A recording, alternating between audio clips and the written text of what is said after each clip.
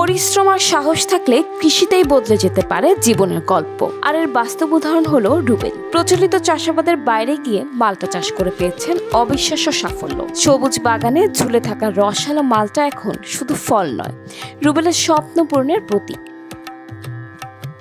চাঁপাইনবাবগঞ্জের নাচল উপজেলার কসবা ইউনিয়নের এলাইপুর গ্রামের কৃষক রুবেল কয়েক বছর ধরে চাষ করেও কাঙ্ক্ষিত লাভ হচ্ছিল না রুবেলের। এরপর বিভিন্ন মাধ্যমে মালটা চাষের সম্ভাবনা জেনে শুরু হয় পরিকল্পনা। শুরুতে ঝুঁকি থাকলেও সাহস হারাননি তিনি। উপজেলা কৃষি অফিসের পরামর্শে উন্নত জাতের মালটা চারা সংগ্রহ করে চাষ শুরু করেন রুবেল।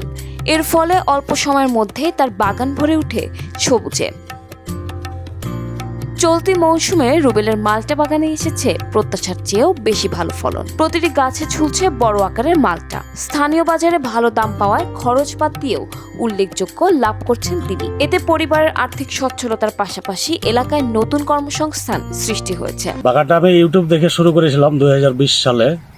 তখনই আমার একটা ধারণা হলো কি বাংলাদেশে এত সুন্দর ফল হচ্ছে, তো এর পিছনে হয়তো ইনভেস্ট কিছু করি, যদি আমি মানে করতে পারি, বাগান করতে পারি। আমি আবার এই প্রজেক্টে নাচল উপজেলায় আমি 2003 সালে আর কি আমি শুরু করেছি, পেয়ারা নিয়ে কাজ শুরু করেছিলাম।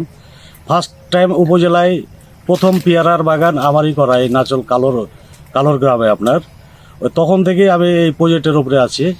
তবে এই মালটাতে আসি 2020 সালে। ইউটিউব দেখে আমার মনে একটা অন্যরকম হলো কি বাংলাদেশে মালটার একটা ভালো একটা সম্ভাবনা দেখতে পাচ্ছি আমি। এই ক্ষেত্রে আপনার হিসাব করে আমি দেখলাম কি আমি একটা 30-40 বিঘা একটা মালটা বাগান করে দেখি আমি। তো করে আল্লাহর রহমতে ওই 2022 সাল থেকে আমি ফলন পাচ্ছি। 2 বছরের ভিতরে ফল হারভেস্ট শুরু করেছিলাম। রুবেলের সাফল্যে অনুপ্রাণিত হয়ে আশেপাশের অনেক কৃষক এখন মালটা চাষে আগ্রহী হচ্ছেন। কেউ বাগান করতে চাইছেন, আবার কেউ পরামর্শ নিচ্ছেন। এতে করে ফল চাষে নতুন সম্ভাবনার দিগন্ত খুলছে। আমি এসেছি, আসলে আমার কাটিমনের বাগান আছে, কিন্তু মালটা বাগান নাই। তো রুবেল ভাইয়ের সাথে আজ থেকে 5 বছর আগে দেখা সাক্ষাৎ হয়েছিল। তার ভিতরে রুবেল ভাইকে ফেসবুকে দেখি যে মালটা বাগান করেছে। তো ফেসবুকে দেখে মনে হলো যে সরাসরি বাগান যাই।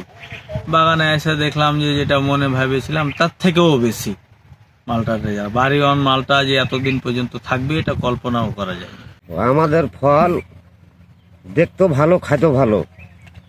তো আমার ফল যে চোখে দেখেছে সে আবার বাগানে দেখতে এসে ফল কিনে নিয়ে যায়।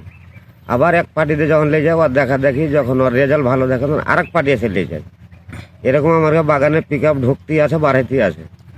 জাতটা ভালো, রসে ভরপুর আছে, লেবি চাহিদা করে আমরা আসছে লোকজন বিভিন্ন জেলা থেকে। ফলন ভালো।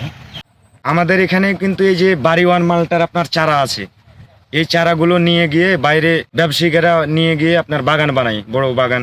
আমার এখানেই চারা আছে এই বাগানে। এখন আপনার গাছ প্রতি ফলন আমার এখানে 3-4 ক্যারেট 5 ক্যারেট করে মালটা নামবে এক একটা গাছ থেকে।